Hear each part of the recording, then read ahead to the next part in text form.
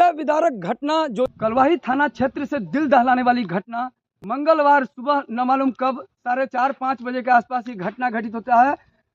अंतर्राष्ट्रीय प्रसिद्ध मां मनसा देवी मंदिर के पुराने मंदिर सती माई मंदिर का पुजारी, जो अपने आप को पूरी तरह समर्पित किए हुए थे और समर्पण भाव से, निष्ठा भाव से ये गांव के लिए एक अपूर्णीय क्षति बताई जा रही है। और यहाँ पे जो लोग, बताया जा रहा है कि वे रोजाना की तरह सुबह मॉर्निंग वॉक को गए थे और उसी क्रम में वो उनके हाथ में फूल था।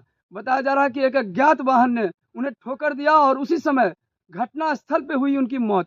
और वो जो साथ में थे वो हमारे साथ हैं। क्या नाम है आपका? विश्वम्भर मिश्रा। इस समय हम उनके गांव पहुंचे हुए हैं, हरिपुर बक्सी टोल। और हरिपुर बक्सी टोल में जो विश्वम्भर मिश्रा इस वक्त जो उनके साथ गए थे, उनसे आप सुनिए क्या हुआ था पूरी वारदात।